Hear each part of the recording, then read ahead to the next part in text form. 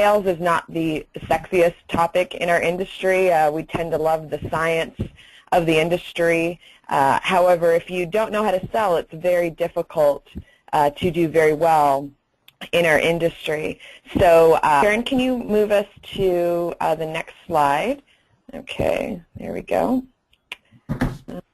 Okay, so in terms of selling is, you know, if you enter into a conversation with a prospective client or a new client, if you focus on the selling aspect, you'll probably have a much more difficult time actually gaining them as a client. The focus should be in any kind of relationship, whether it's in person, whether it's on the phone, is to focus on the relationship, figuring out what they need, how you can help them. And if you focus on those aspects, selling takes care of itself. Let's proceed forward. So the next question is how much do trainers love to sell? I manage a number of trainers, and I know trainers do not like to sell, and they cringe at the thought of it. They just want the client to purchase the sessions and go on to what they love to do, which is training and helping someone get results. But unfortunately, if you don't learn how to sell, you can't encourage someone to invest in your services. So we need to really focus on that, because that's how you're going to be able to help people. So let's move on to the next slide. It's also important to remember that your knowledge in physiology is wasted unless you connect and develop trust with that particular client. So no matter how many degrees you have, no matter how many certifications you have, that's all wasted unless you know how to really connect with an individual and encourage them and influence them to invest in you. I'm sure we all know plenty of trainers who are very skilled and have certifications coming out, multiple certifications, and they are just not a great trainer. So it's important that we understand how to connect with people. Next slide. You're probably not a personal trainer because you love selling, but because you love helping people. But you need to learn how to sell to experience your services. The next slide, selling is not a bad thing. So, you have to understand that you got to believe in your product, you got to believe in what you sell, and that we can make a huge difference in someone's life if we can actually encourage them to invest in our services. So if you think of sales more like your ability to persuade people, your ability to motivate people, then it doesn't feel so cheesy or hardcore aggressive sales. Really, your goal is just to help someone. Let's go on to the next slide, Sharon.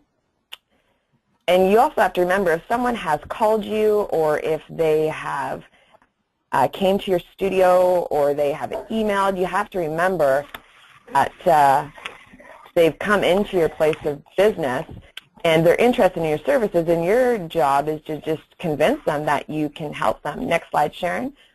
So that's your goal, is to figure out how you actually help this person achieve their goals. And so in your conversations, your job should be to figure out what are their goals, what do they need help with, and how am I going to show them that I'm the person to help them achieve those goals. Let's go to the next slide, Sharon. A good person doesn't sell a person, they service a person. So these are all important concepts to grasp, to just, to wrap your head around, that, if you're focusing on selling, then you're probably not a really good salesperson. You really need to focus on, how do I take care of this person? How do I help this person? If anything, you're a consultant, you're an educator, you're finding out what your client's needs are, and then, helping them come up with a plan that's going to help them, achieve whatever goals that they have. So your job is to learn about them. What's their history with their health, with fitness, with nutrition, and achieving goals in the past? What are their concerns? And then pointing them towards a direction that help them achieve their goals. Next slide, Sharon. when you're initially meeting with someone, you know, a first encounter that doesn't intimidate or make that person feel pressured is really important. We've all probably been in a situation where we were trying to purchase something that was important to us, and we felt very pressured to buy. And we may even have service, but most likely we would not have continued or became a regular client of that particular product or service or place of business. So your job, and especially to have long-term success in the fitness industry, is to welcome your clients, to make them feel comfortable with you, safe with you, so that they trust you and will allow you to lead them down this path. So initial first impressions, when you first meet a client, and that can be in a lot of different venues. It could be over the phone. It could be by email. It could be in person, face-to-face, maybe out in the community, or maybe at your gym, maybe at your studio.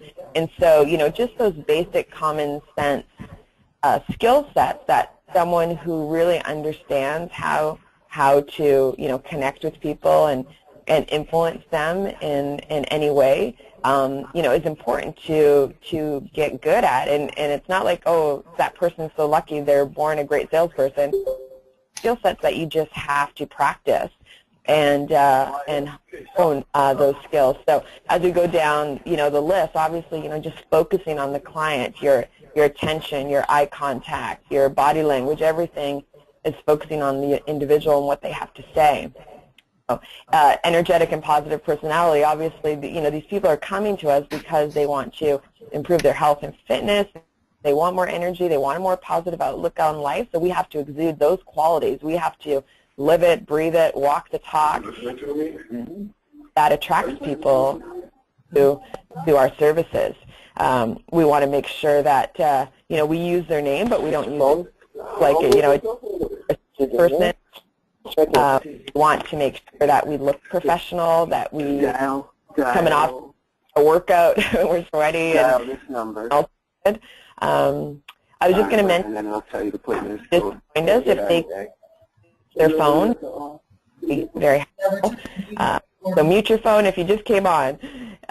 Making sure that we have a professional package, so that as someone comes to our studio or a first session with us or to our gym, that we have something that we can present to them, a package that includes information about our business, our mission, who we are, what we do, sample services, things of that nature. So we want things to look, just really professional when we are meeting with someone. We want to make sure that when we are using, the phone to interact with people, that we have professional phone skills. We leave, professional messages on people's phones, and we'll talk about some phone skill sets in just a little bit.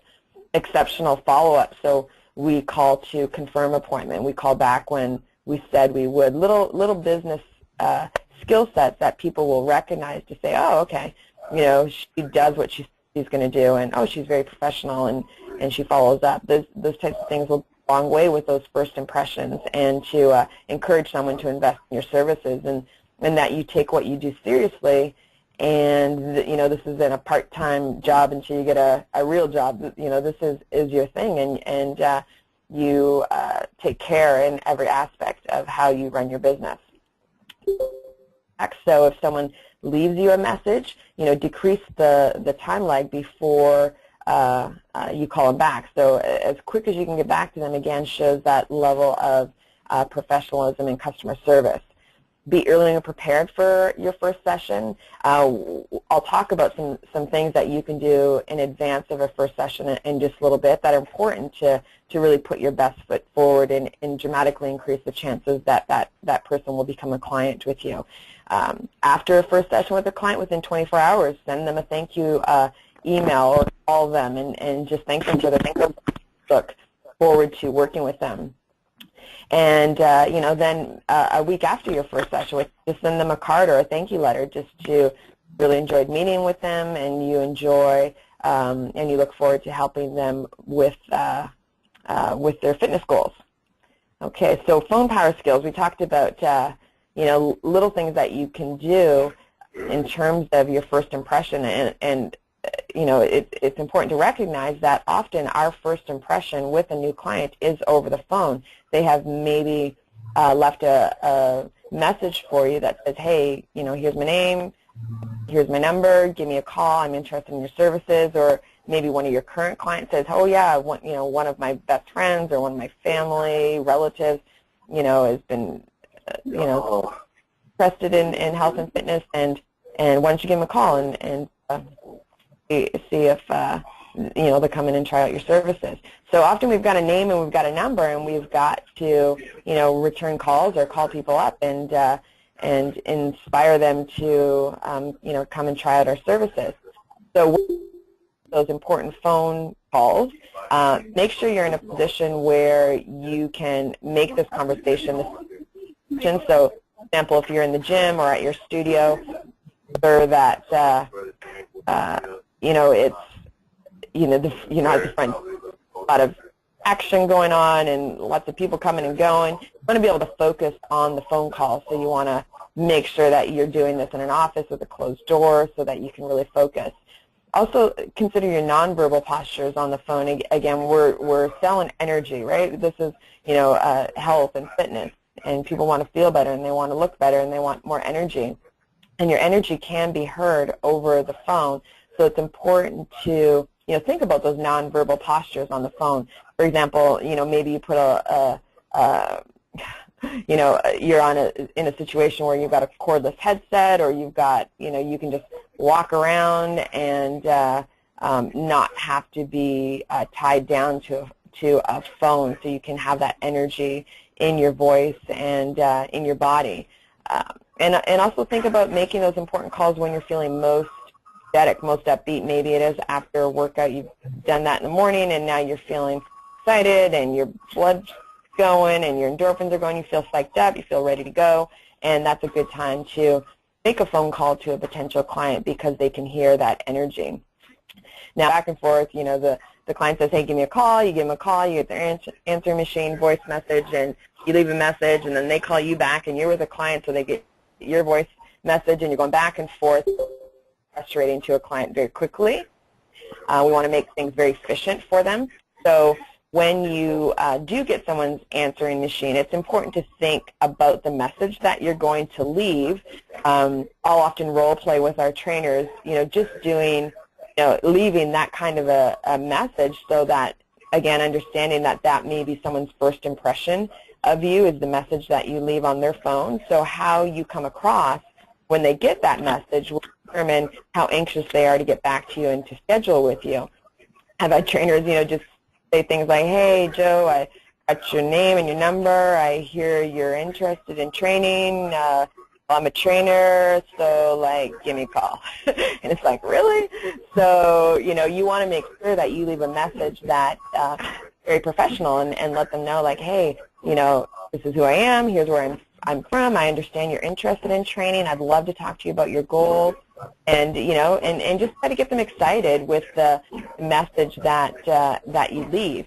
You're going to want to leave your phone number and the best time that you can be reached. That, again, they're not going to call you at a time when, let's say, you're with a client, and that may become frustrating to them. So you can say, hey, look, I've got clients for the next couple hours. I will be available between 1 and 3. So if you can call me at that time, we should have a time that we can really talk about and what you'd like to accomplish. So leave that specific callback time, and then call them back and say, hey, look, if I don't hear back from you between 1 and 3, I've got a couple clients to that, and I'll call you at 4 o'clock. And and then call them back when you said you would, because that, again, shows your follow-up, shows your skills and your professionalism. When you are getting somebody's voice message frequently, or maybe someone else ask a now just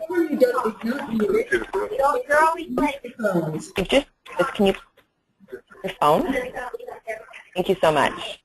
So ask a now question, oh, is there a better number that I can call that person at? Is there a work number? Is there a cell phone number? So that you can connect voice to voice. It's really important as possible to actually connect with this person and to get them excited about your services and how you can help them. And then also consider what kind of message that you leave on your voicemail or on your cell phone. So, for example, if you're having someone call back and they're using a certain phone number, is that message that they're going to first hear from you, which again, maybe that first impression that they have from you, is that message inspirational? Is it positive? Is it professional? Consider, when people call you, what that message is going to sound like, coming from the other side. Okay, Sharon, let's move on to the next slide. So now when it comes to, actually, connecting voice to voice with someone, and you can use this script in person as well as on the phone, but it'll just kind of guide you through the conversation to make sure that it's professional, to make sure that you're gathering all the information that you need for that first phone call, and to make sure that you take control of the conversation and ultimately encourage them to schedule an appointment with you and invest in your services. So when I'm thinking about okay, I'm going to make a call to this potential client, or I'm going to sit down and have a meeting with this potential client, there's a number of things I'm thinking about ahead of time. So the first thing is, if it's on the phone, I'm going to practice those phone power skills that we just talked about. I'm also going to have a script close by that I can refer to so that I can guide the conversation and make notes as needed. And it doesn't mean that you're going to read from the script and sound fake, but it's going to guide you through the conversation, and that's so helpful, for even a veteran in the beginning of your career, to really help guide you through these initial conversations. Make sure you've got pen and paper so you can make notes.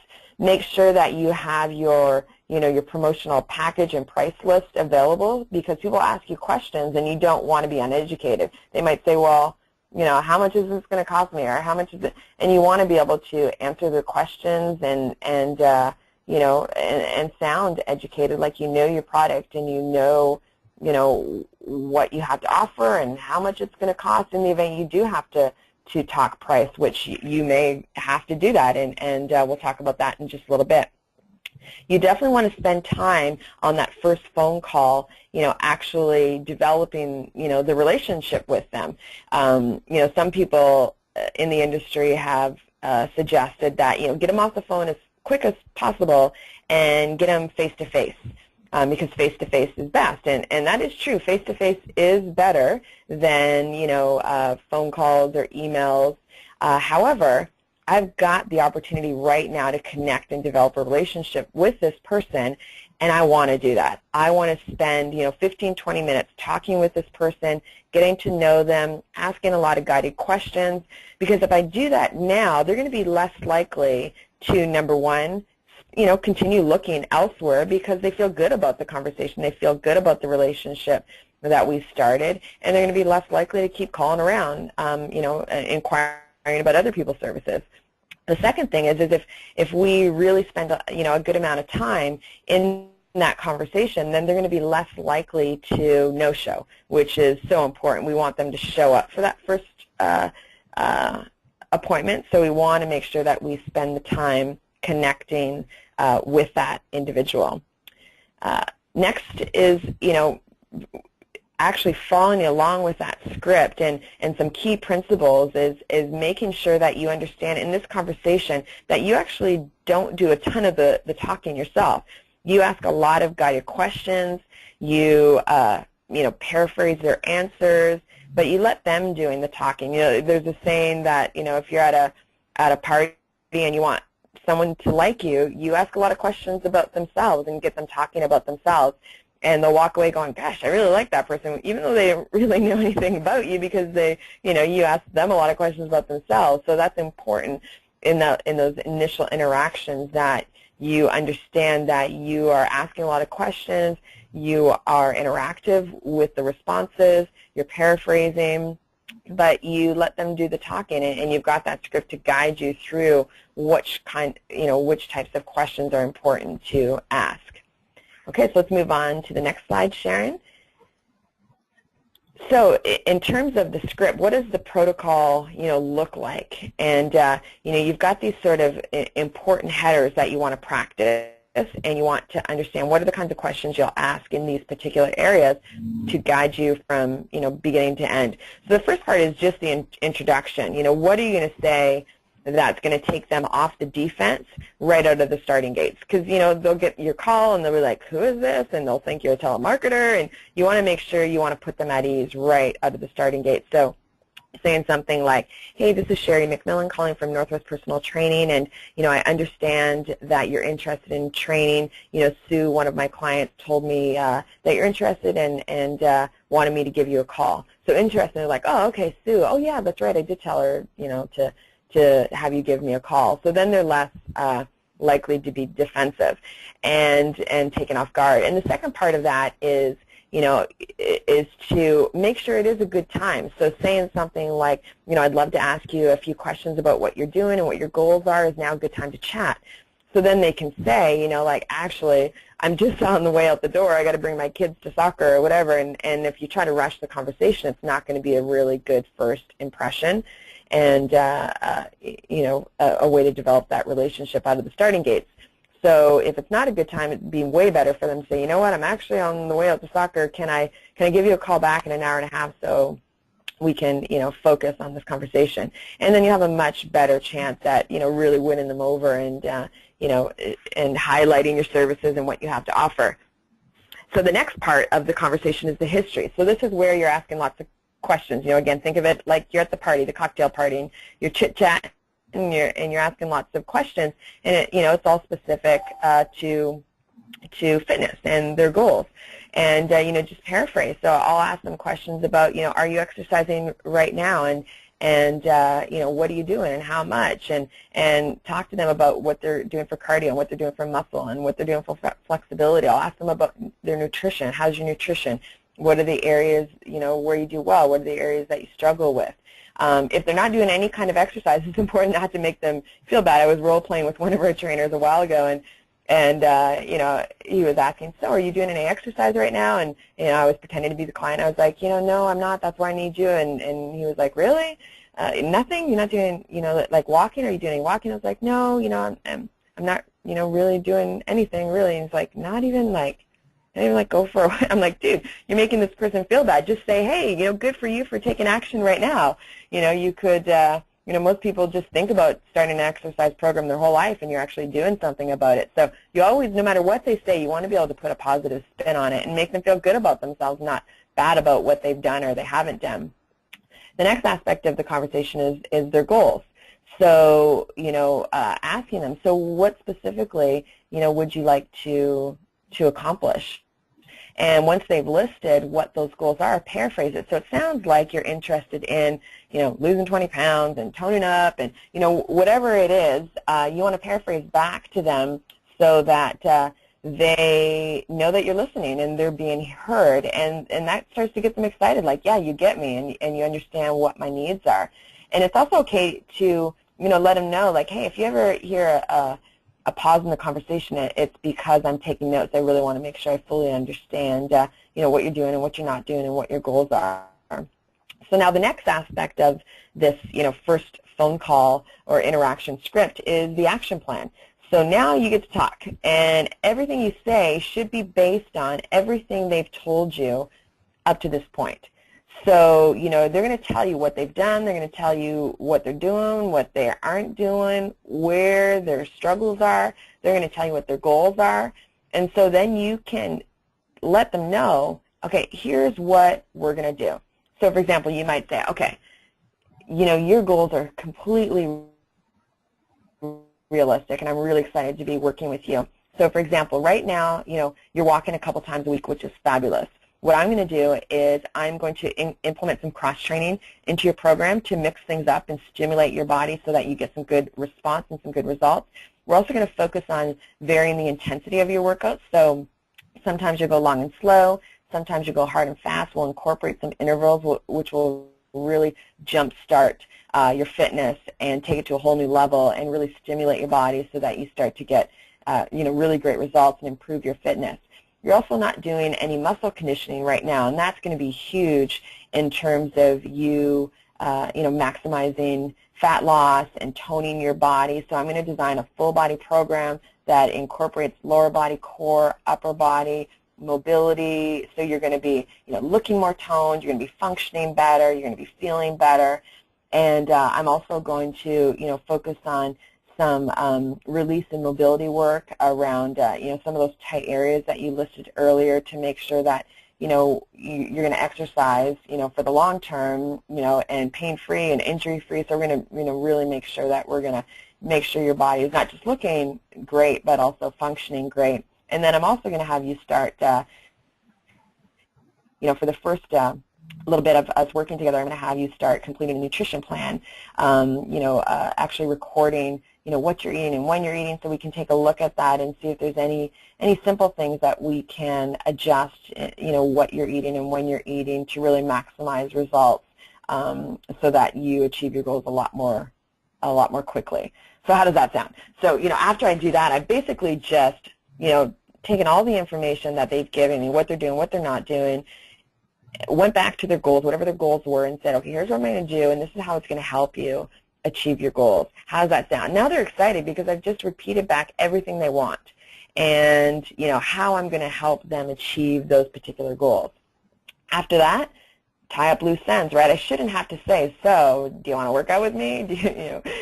If I've done things right, my next lead-in should be, okay, all we have to do now is figure out, how we're going to work together. And, and whether you offer a complimentary session or not, at this point, all you got to do is say, let's schedule our first appointment. So what works better for you, mornings, afternoons, evenings?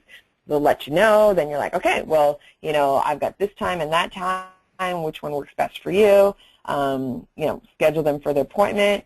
Make sure they understand where you are, how to get there, parking, all the important, questions that they might have. You want to think of those ahead of time, have them in your script so you can say, here's what you should wear, here's where you should park, do you have directions, do you want me to send you directions, are there any forms you want them to fill out ahead of time? We have a detailed questionnaire that we want our clients to fill out before that first session so we can really review it and fully understand what their needs are. So that, that conversation would sound something like this.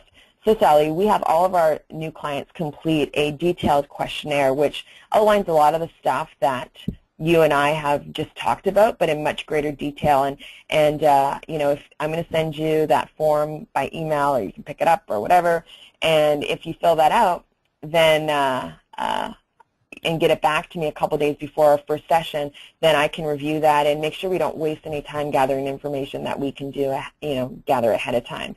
And that way we can just jump right into, designing a good plan for helping you achieve those goals. So we have them, complete the questionnaire, make sure they understand where to go, what to wear, make sure the appointment's scheduled, and then, at the very end, we always want to start the relationship with them understanding the value of your time. So it'd be like, okay, I'm so excited to start working with you. I've got you scheduled this Friday, 9 o'clock. Now, if for whatever reason you need to reschedule, please try to give me 24 hours notice so that I can schedule someone else into that time slot. So already they start to think about the value of your time and understand the importance of them, making whatever appointments that you schedule with them.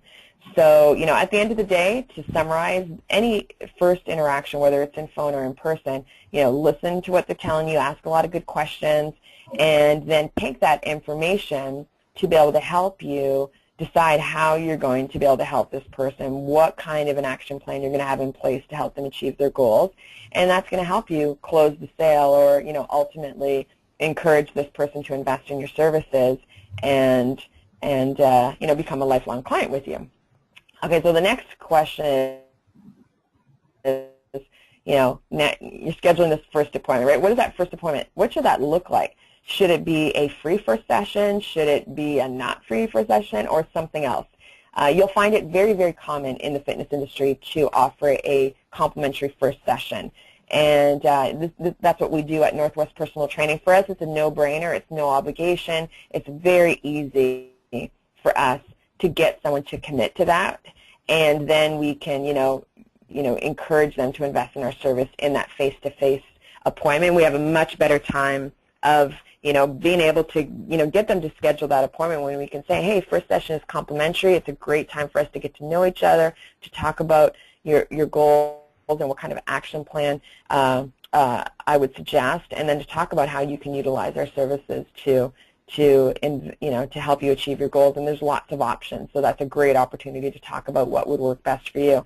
So it's a no-brainer. It's no obligation. It's super easy. Many professionals do that. I know attorneys do it, complimentary consultation, because they understand that once I've got you in front of me, if I'm good, I should be able to, encourage you to invest in my services in some way. Some people don't feel comfortable with that, first free session. They may feel it devalues their services. And if that's the case, there's other ways around it. You could do a discounted first session, so at least they've got some skin in the game, right? Like you could say 50% off your first session, or a credit card or a gift card that says $75 gift card. So there's that value where it just offsets the cost of the first session. So there's a lot of ways that you can approach it, but at the end of the day, you want this person to be face-to-face with you. Our industry is a face-to-face industry, and we're going to have a much better chance if I can get this person in front of me, and they can really test drive our services and see the value of what we can offer. So in terms of those first sessions, whether it's complimentary or any other type of approach that you take, the first aspect is to remember to develop that relationship on the initial phone call. So don't rush that initial phone call. Develop the relationship. Connect with that person when you book the appointment. Then also you've got to remember to treat them right from the beginning like they've actually, they're an actual client of yours, not just a comp session. I've heard trainers say that, do you have an appointment or are you waiting for a client? No, it's just a comp session. Don't ever say that. It's not just a comp session. It's a new client. Start, putting it in your head and in your verbiage and in your language that I'm meeting with a new client.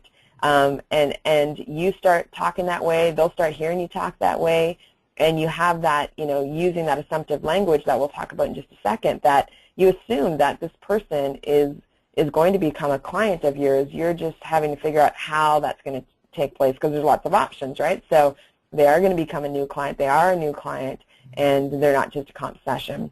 Imagine that they've just, purchased a year of training with you. How are you going to treat them knowing that you're going to be working with this person for a year, right? You're going to treat them a little differently than if it's just like, it's just a comp session. So make sure you practice those initial first impressions, smiling, introducing yourself, handshake. Maybe you give them a tour around the club or the studio. Think about your body language, your energy, your voice. All those initial first impression skill sets are key to get them to feel comfortable with you right out of the starting gates. You want to, if you're in a studio or a gym setting, you want to introduce them to other staff, other clients. You want them to feel instantly that they're part of your community. You want them to feel comfortable. Introduce them to others to say, hey Joe, this is my new client, Stacy. She's just getting started with us today. So use that kind of language so that, the person starts hearing this and they start believing it. Oh, yeah, well, that's right. I am a new client. I am getting started today.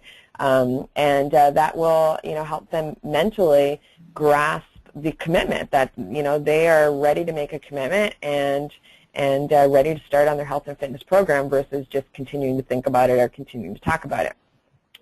So you want to personally come to that first session prepared. So you should have that questionnaire completed from that client. If you don't have it, give them a call the day before and say, hey, is there any way that you can complete that questionnaire and get it back to me? I really want to review it before our first session so that I can do a little bit of pre-programming and really get organized before our first session. So then it's in their best interest to do that so that you don't have to waste any time doing that during the first session. We'll have our trainers highlight things in the questionnaire. One of the worst things, I think, is when someone, when you're at, a medical professional's office and they have you fill out this, long questionnaire, and then they come in and say, so what are you here for, or whatever, and you're like, really? Did you not read what you had me fill out? It took me 20 minutes. So we have our trainers go through that questionnaire and highlight different components, and so that the person can see that, they've actually read it. And so you can say, hey, look, I read through your questionnaire. This all looks like great stuff, very realistic. There's a couple things I highlighted that I want to talk to you about right now. So again, they just see your professionalism that you've read through it. And you can also do some initial program design based on, you know, some of the questions that they've, or some of the answers they've given in the questionnaire. So you can kind of start getting your head around how you might approach a program in terms of what days they might be exercising and what they might be doing and things of that nature. As I said earlier, use assumptive language. Get rid of any language that's wish-washy, so coulda, shoulda, woulda. Talk about, you know, here's what we're going to do. Here's how we're going to accomplish that goal. I'm going to, you know, we give clients homework right in that first session, so it assumes that they're going to come back, right? You give someone homework, you're going to see them again.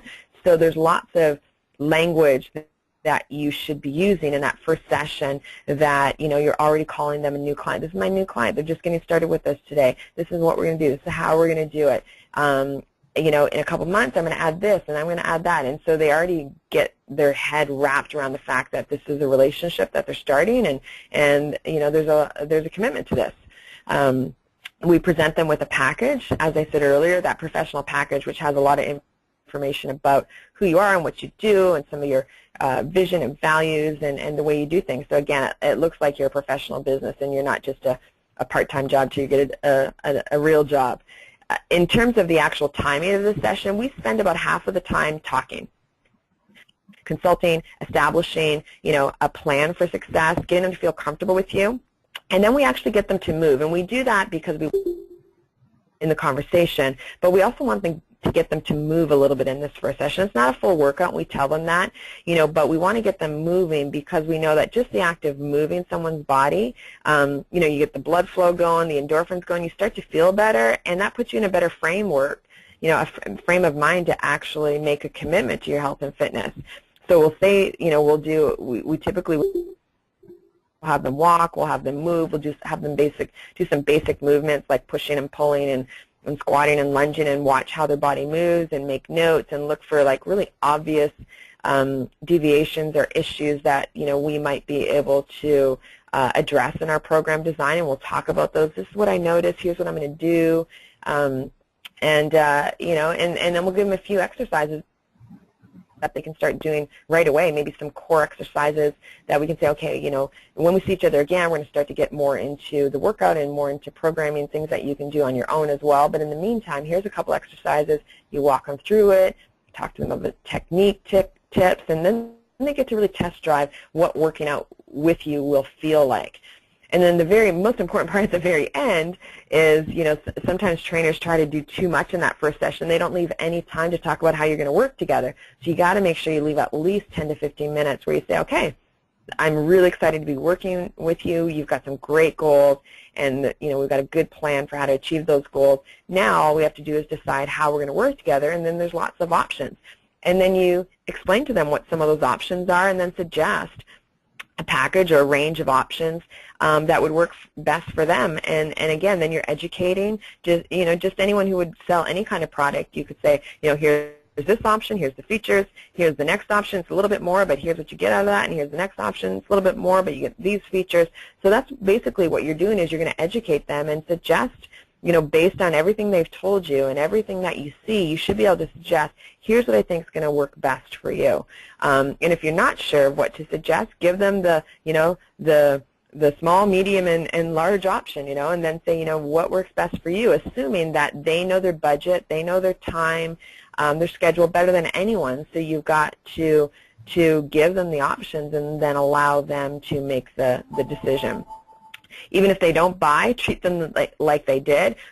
Call them in 24 hours, thank them, send them a thank you letter, put them in your database so you send birthday cards and holiday cards, because even if they don't buy, when they're ready to buy, they're going to come back to you because of how professional you were and the service that you offered.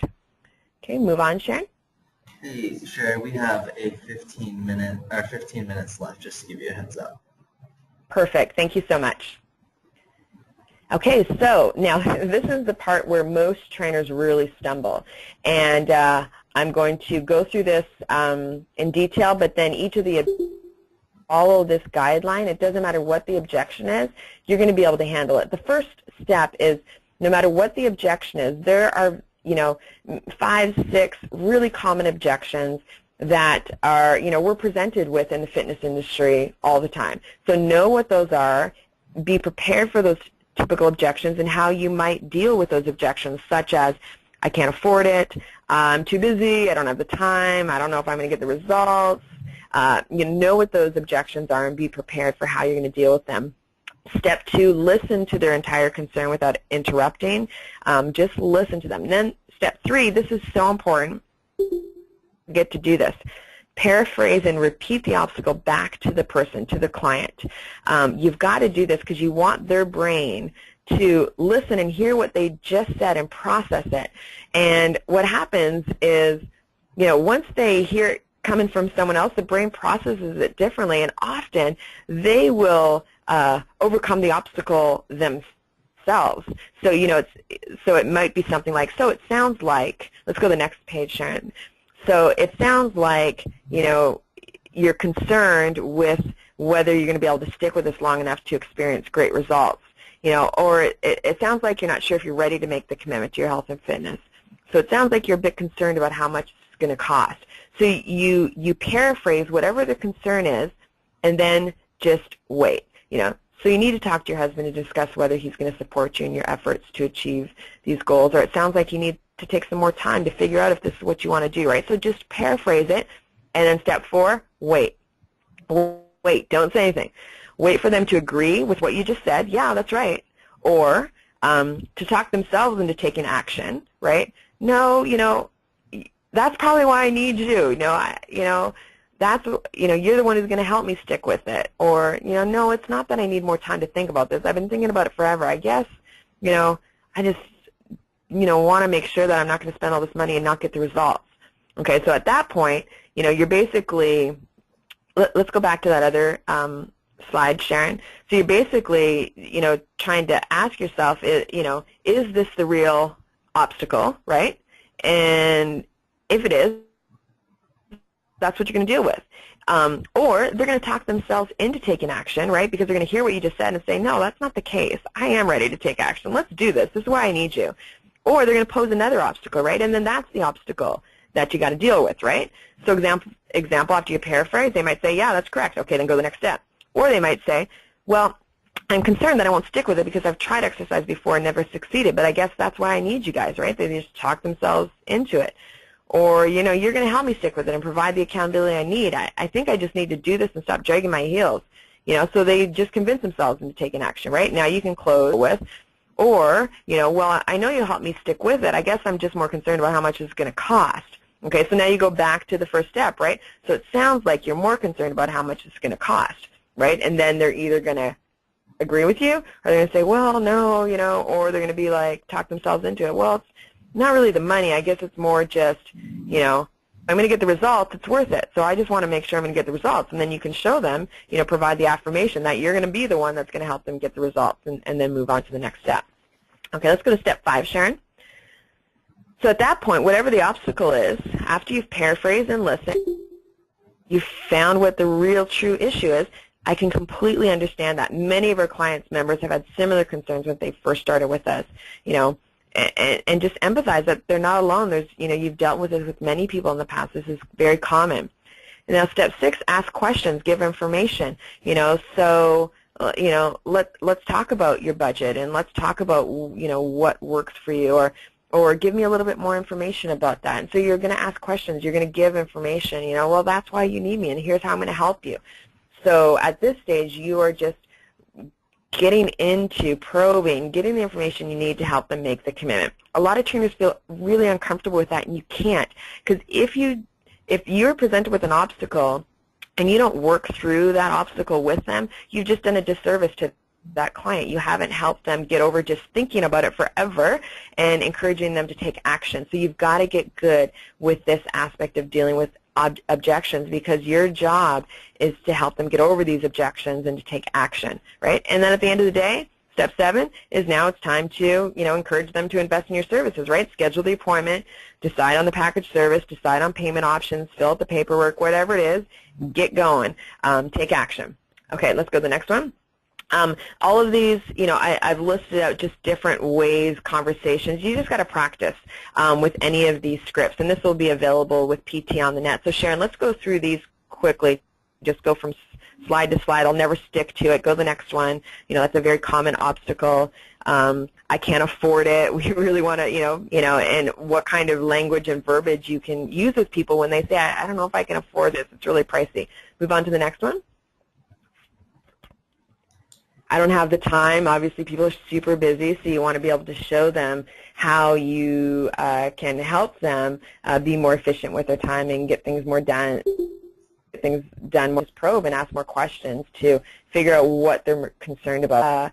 Kind of just drag their heels and, again, continue thinking instead of doing. So you want to understand that. Sometimes they'll be like, well, no, he said if I'm really, want to do this, he totally supports me. I guess it's more just I don't want to pay for it and then not get the results and feel like a failure. So you want to find out, or is their husband, or spouse just a jerk, and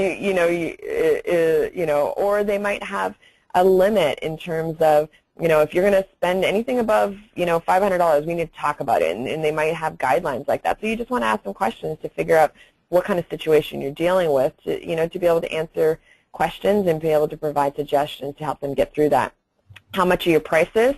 That will come up all the time. How much does this cost?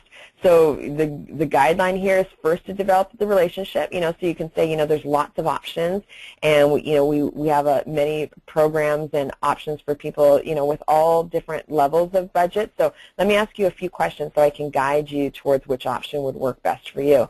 And so then you go into the interaction script and answer, ask a lot of questions and paraphrase and you talk about the action plan, and once you've done that, often, the price issue never comes up again, or if it does, at that point, then you can say, here's all the different options and the packages, and you develop the relationship at that point, so it's less going to be about price and more about connecting and helping them achieve their goals. Some people will come to you and be like, I just want to purchase one session. Be honest, let them know that you're not going to be able to do everything you need to do in one session, so that you can talk about, well, you can just pay as you go, one session at a time, but it'll take me a few, sessions together for us to really design a program that addresses all aspects of your health and fitness program, and I want to oversee everything. I want to oversee your cardiovascular and your muscle conditioning and your flexibility and mobility and your nutrition, and so that's difficult to do that all in one session. But if budget is a concern, let's just pay as we go, one session at a time, home or at another. Update that program to make sure they're progressing and not plateauing.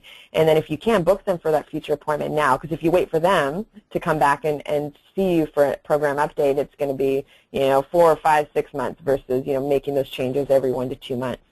At the end of the day, we've got to ask for the purchase. A lot of times we forget to just ask. So you've got to ask, look for buying signals.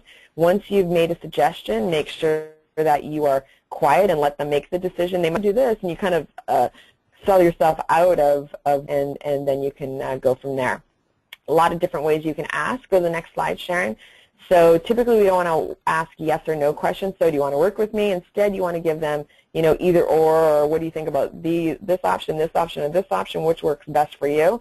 Which package works best, 5, 10, or 15, or however times a week.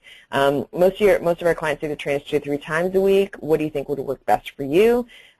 We should get started right away so we can work towards your goals. I've got Monday at 7 a.m. or Tuesday at 8 a.m. What works best for you?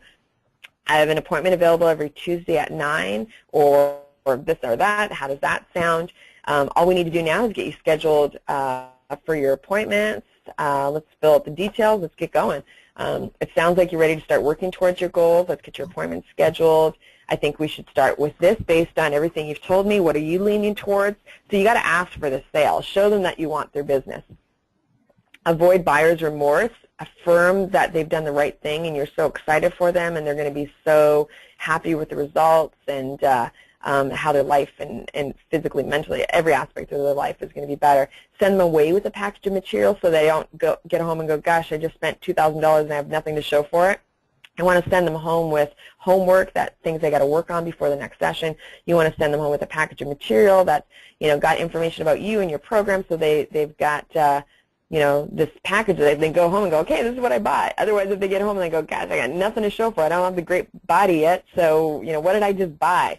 And then they can start rethinking their decision and going, gosh, did I make the right choice? And we don't want them to ever feel like that. We want to maintain the motivation want to maintain the excitement, so send them back home with something to look at it and maintain that inspiration.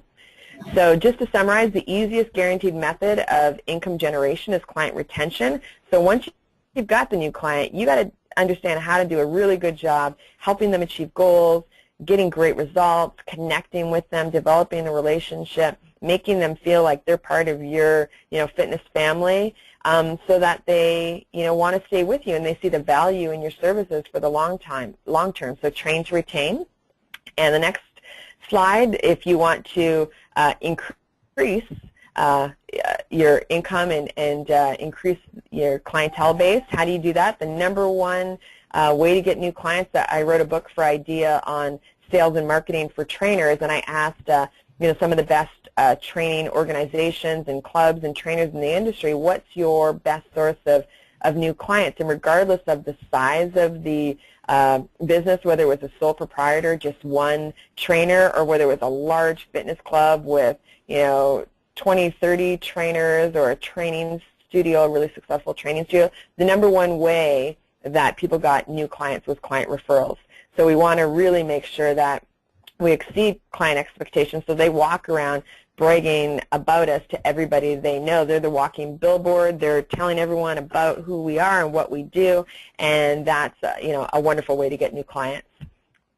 Moving on, next slide, and that's always a good sign. If you're the type of trainer that you start with one client and then all of a sudden you are training that client's spouse and that client's best friend and that client's kids and that client's parents, and that shows that you're doing a really great job and that they are telling everybody they know about you, and you can't buy that kind of marketing and sales approach to growing your business.